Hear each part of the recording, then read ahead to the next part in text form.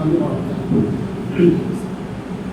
الحمد لله رب العالمين والصلاة والسلام على سيد الأنبياء والمرسلين وعلى آله وصحبه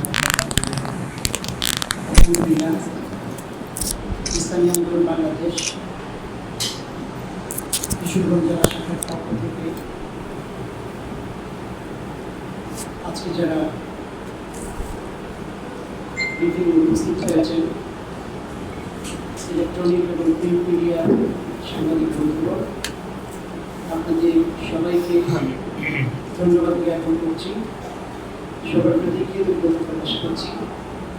আপনাদের এই যে আন্তরিকতা, এটা আমরা অবশ্যই স্মরণ রাখবো। অবশ্যই আমরা আপনাদেরকে প্রতিদানশীলতা আমরা ওইভাবে কোনো কিছু দিয়ে দিতে পারবো না।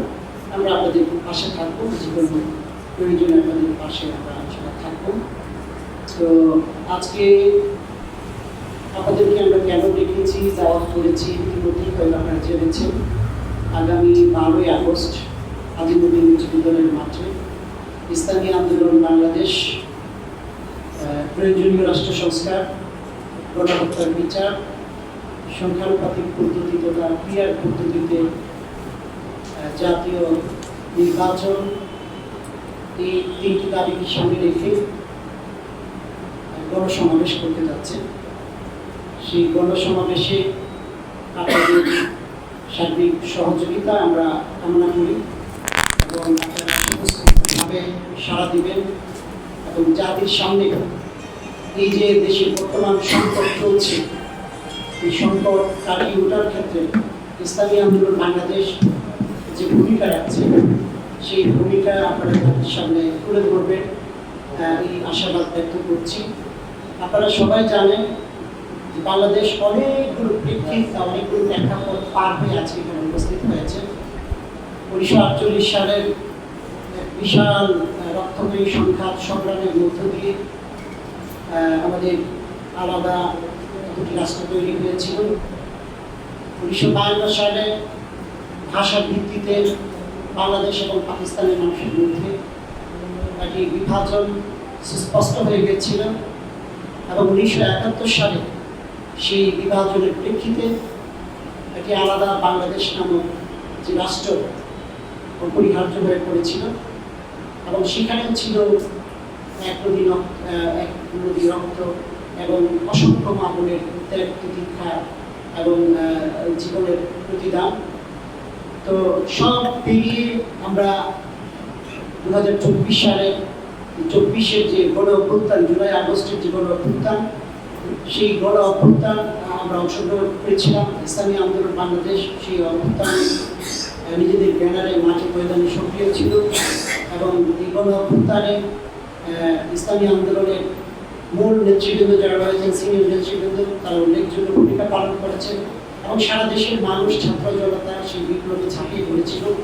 মূল লক্ষ্য ছিল, উদ্দেশ্য ছিল 54 বছর যাবৎ যে জঞ্জাল এদেশে জমে উঠেছিল, যে মানুষের আকাঙ্ক্ষা, আশা আকাঙ্ক্ষা যে বারবার দলিত পীড়িত হচ্ছিল, সেই দলিত পীড়িত হওয়া আশা আকাঙ্ক্ষাকে আমরা যেন নতুন করে মানুষকে যেন স্বপ্ন দেখাতে পারি।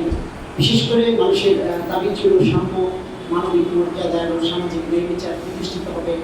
কিন্তু আমরা 2024-এর বিপ্লবের পরে যেটা দেখতে পাচ্ছি যে সত্যিকার অর্থেই মানুষের যে আকাঙ্ক্ষা ছিল, সেই আকাঙ্ক্ষা কিন্তু পূরণের দিকে যাচ্ছে না।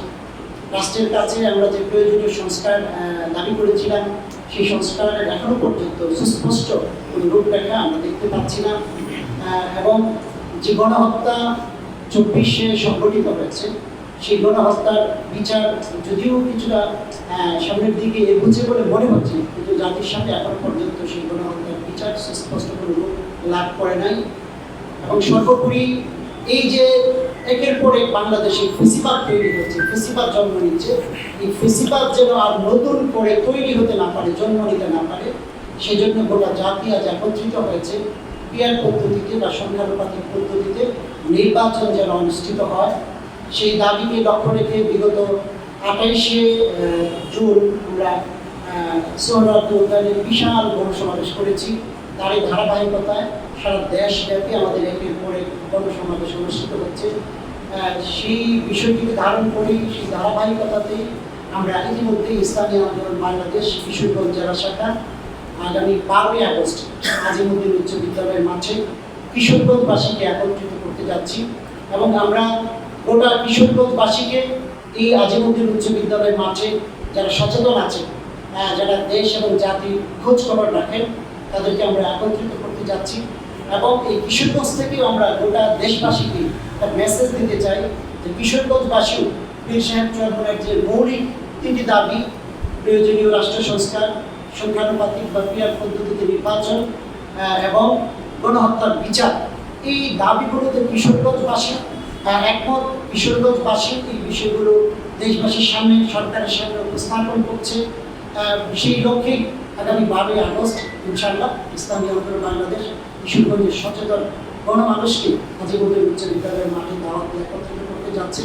আমরা আশা করছি আগামী 12 তারিখের গণসমাবেশ হবে ইতিহাসের এক সন্ধিক্ষণ, ইতিহাসের এক ঐতিহাসিক ঘটনা সেটি হবে এবং লক্ষাধিক মানুষের সমাবেশ হবে, লক্ষাধিক মানুষের সমাগম ঘটবে। সেই জায়গাটাতে আপনাদের সার্বিক সহযোগিতা চাই। আপনাদের কাছে আমরা চাই জাতির যে দাবি তৈরি হয়েছে, জাতির যে মৌলিক দাবি, প্রয়োজনীয় রাষ্ট্র সংস্কার, গণহত্যার বিচার এবং পিয়ার পদ্ধতিতে নির্বাচন, এই বিষয়গুলো জাতির সামনে আপনারাও যথাযথভাবে উপস্থাপন করবেন। এই উপস্থাপনের মধ্য দিয়ে সরকার এবং যারা রাষ্ট্র ব্যবস্থায় রয়েছে, রাষ্ট্রযন্ত্রের যারা পরিচালক রয়েছে, তারাও বিষয়টি বুঝতে সক্ষম হবে এবং আগামী দিনে সবাই মিলে আমরা ফেস্টিভালের পথকে রুদ্ধ করে দিতে চাই, বন্ধ করতে চাই। আজকে এখানে আপনারা যারা উপস্থিত হয়েছে তাদের সবাইকে আবার ধন্যবাদ জানিয়ে, আবার কৃতজ্ঞতা প্রকাশ করে আগামী সুন্দর একটি বাংলাদেশ বিনির্মাণের স্বপ্ন দেখে আমি আমার সংক্ষিপ্ত পৃথিবী এখানে শেষ করতে যাচ্ছি। আসসালামু আলাইকুম ওয়া রাহমাতুল্লাহি ওয়া বারাকাতুহু।